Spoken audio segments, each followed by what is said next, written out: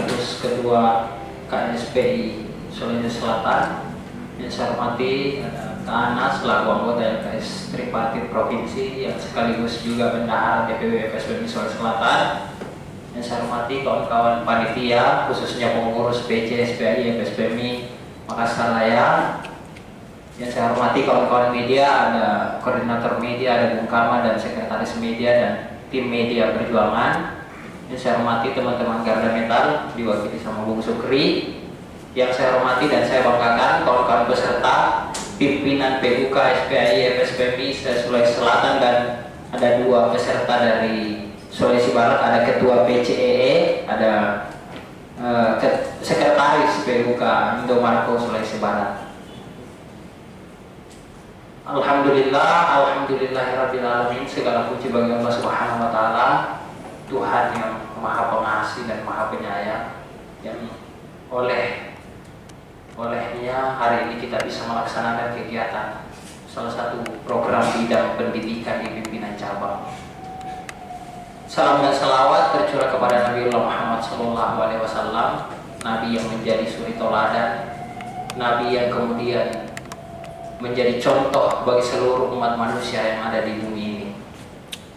Kawan-kawan sekalian, singkat saja dari saya, terkait dengan program kerja bidang pendidikan, perlu kami tegaskan di pimpinan cabang bahwa setiap PUK, kenapa kami mengundang beberapa sesi sampai 4 sesi di posisi-posisi strategis di pimpinan unit kerja, karena kami ingin agar PUK itu berdaya sesuai dengan anggaran dasar dan anggaran rumah tangga. Jadi teman-teman PUK itu mandiri melaksanakan kegiatan-kegiatan organisasi. Jangan kalau ada bikin surat, hubungi KITA, hubungi bendahara, hubungi pimpinan cabang. Bukan berarti kita tidak mau bantu, tetapi seharusnya kerja-kerja teknis itu dilaksanakan oleh teman-teman PUK.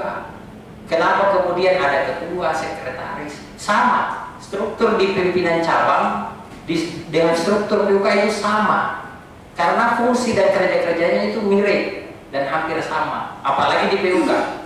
PUK itu kawan-kawan, itu ujung tombaknya organisasi kita ini itu di PUK. Kenapa? PUK punya iuran, PUK punya anggota, PUK yang punya bisa menggerakkan basis massa. Kalau kita di pimpinan cabang sama DPW itu hanya mengontrol saja. Jadi kalau teman-teman PUK di daerah itu tidak, atau di manapun termasuk di Makassar apalagi, itu tidak berdaya sesuai dengan anggaran dasar dan anggaran rumah tangga, ya tidak ada artinya kita punya serikat. Dan bisa dipastikan dengan serikat-serikat yang lain sekalipun, bahwa siapapun serikat pekerja yang mempunyai kekuatan basis PUK yang kuat, termasuk administrasi yang seperti akan kita laksanakan, itu pasti akan serikat pekerjanya akan maju. Jadi kalau mau mengukur keberhasilan sebuah serikat pekerja, tanya tingkatan paling rendahnya, dia bisa. Kalau ketua PUK-nya ditanya, Pak Ketua bisa tidak damping ketua DPW, ketua PC, otomatis tidak beres. Yang tidak beres itu ya kita ini sebagai pimpinan di pimpinan cabang, di pimpinan wilayah, karena merasa bahwa teman-teman ini dianggap tidak diberikan pengetahuan. Makanya kami tidak henti-hentinya. Di Zoom saya sampaikan bahwa bahkan kami pimpinan cabang memohon ke teman-teman, ayo belajar. Karena saya pun berdiri hari ini di sini nol, kawan-kawan. Saya tidak pernah mengerti tahu menahu itu tentang serikat pekerja. Tapi karena saya belajar, alhamdulillah dengan pengetahuan itu kita bisa berkembang. Akhirnya teman-teman bergabung. Jadi saya sangat berharap, apalagi ini semua yang ada di sini ini pimpinan. Kawan-kawan di PUK itu adalah pimpinan, penggerak. Kalau kawan-kawan mengatakan kanan, harus kanan semua orang. Tidak ada boleh melanggar instruksi pimpinan. Kalau bilang pimpinan PUK, kita ke kiri. Kalau bilang mogok. Itu adalah konsekuensi yang menjadi kewenangan dari pimpinan. Apalagi kayak teman-teman ini kan yang diundang sekretaris ya, rata-rata sekretaris atau wakil sekretaris, bahkan ada ketua PUK. Ini ujung tombak daripada dokumen-dokumen atau kesekretariatan itu ada di sekretaris. Ya, beberapa contoh kan, makanya saya minta bawa bukti pencatatan sama stempel. Sebenarnya tujuannya itu satu, mau memastikan apakah kerja-kerja sekretaris PUK itu jalan atau tidak. Kalau itu terrekap dengan bagus, berarti jalan, minimal masih 4 itu dokumennya. Tapi kan banyak nih, Pak Ketua minta maaf ini tidak aku paham, tidak aku tahu di mana itu di pencatatanku. Pak Ketua tidak aku tahu itu di mana stempelku. Padahal itu pencatatan, tidak bisa saudara masuk di ruang dinas tenaga kerja untuk menjadi mewakili anggota. Itu tanpa surat pencatatan PUK. Dan jangan ditanya di pengadilan. Di pengadilan itu, ya siapa yang pernah ke pengadilan kita beracara kemarin? Yang pertama kita cari itu mana surat pencatatannya, surat SK ya, sama kartu tanda anggota. Itu ditanya. Karena itu legal standing. Pencatatan itu sama aja seperti KTP kalau kita adalah orang per orang. Tapi kalau organisasi itu surat pencatatan, itu surat pengakuan bahwa kita ada secara hukum. Nah, banyak lagi manfaat-manfaat sekretaris itu.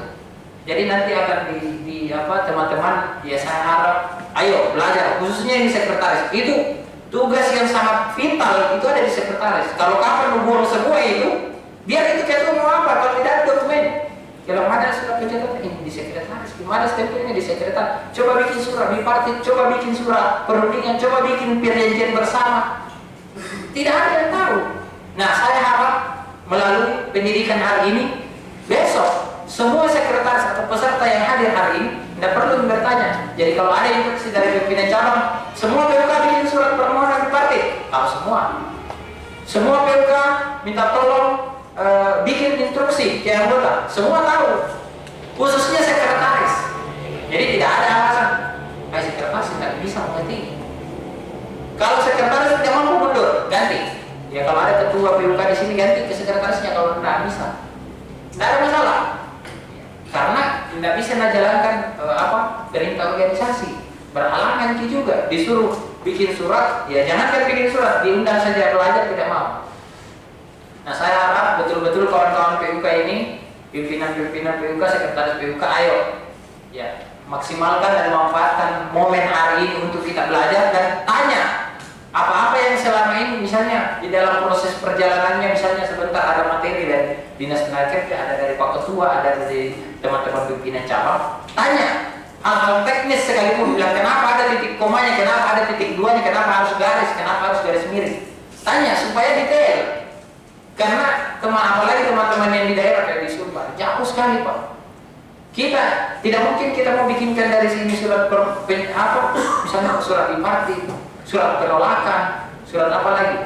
Misalnya tiba-tiba dipotong gajinya, bisa nggak? Kalau dipotong gaji kita bisa. Segala apapun permasalahan yang dialami oleh anggota bisa melalui surat. Kenapa melalui surat kawan-kawan? Karena itu terekor.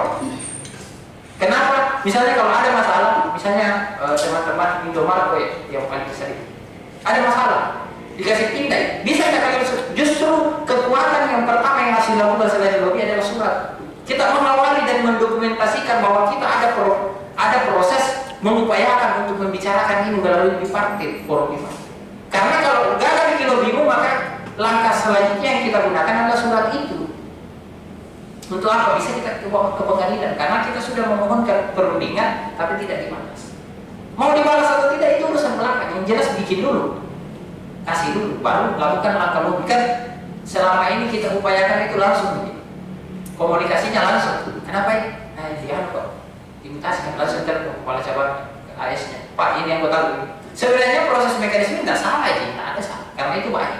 Tetapi secara teknis harus juga teman-teman paham. Jangan sampai teman-teman berpikir kalau ada masalah tinggal bantu ketua PC telepon, Pak Ketua bisa telepon AS-nya dulu ini karena ini bermasalah. Bukan tidak mau bantu Pak, tapi teman-teman harus jalani dulu prosesnya.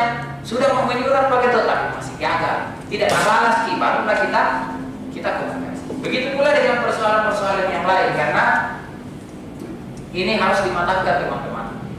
Pimpinan cabang ya 2025 akan rakyat cap karena tahun ini gagal. Salah satu gagalnya itu karena kami takut kalau teman-teman dievaluasi peserta pimpinan PUK ya biar bikin surat tidak tahu ya apa nanti kami pertanggungjawabannya ke pimpinan pusat, bagaimana kerja-kerja PUK, berapa penambahan anggotanya, berapa surat yang sudah keluar dan terekor itu jadi ditahu itu dalam 1 tahun dan 15 kali Pak bersurat, 30 kali Pak bersurat, karena itu dicatat sama PUK, nanti akan diajar secara teknis, dicatat.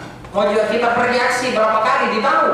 Jadi tidak bisa diulang bilang, PUK sering bereaksi, kita bisa ngomong karena ada namanya kesekretariatan yang mendokumentasikan semua itu, misalnya surat instruksi di PC itu ada sampai nomor berapa sekarang?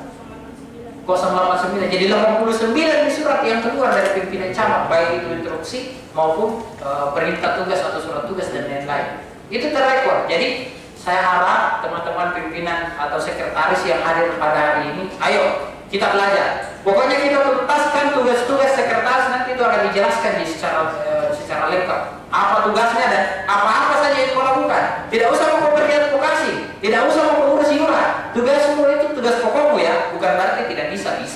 Tetapi tugas pokokmu adalah ya selesaikan dulu tugas dan tanggung jawabmu. Kau paham tugas dan tanggung jawab dan tupoksimu? Oh iya, selesai bisa kerjaan, bisa bantu-bantu. Ya kalau pergi bantu advokasi dirinya saja bagaimana? Bisa dibikinkan surat permohonan ini. Saya tidak ngerti itu. Karena tidak pernah diajarkan, dan mungkin ini kami harap pimpinan cabang teman-teman ayo belajar dengan baik. Meskipun jabatan teman-teman hari ini ada yang bukan sekretaris, tidak ada masalah. Karena roda estafet kepemimpinan di PUK itu sangat tidak menentu, fluktuatif. Kenapa? Karena kalau kita di PHK bisa jadi tidak bisa menjadi pengurus dari pekerja karena di PHK mau pergi di Morowali, otomatis yang gantikan siapa? Ya teman-teman yang pernah. Oh ya saya bisa aja waktu. Oh saya bisa aja karena pernah aja ikut pendidikan kesekretariatan, tahu sedikit. Nah itu tujuannya. Baik, mungkin itu saja kawan-kawan. Lebih dan kurangnya mohon dimaafkan. Hidup Baro. Hidup Baro. Hidup Baro. FSPMI. Yes. FSPMI. Yes. FSPMI. Yes. Assalamualaikum warahmatullahi wabarakatuh.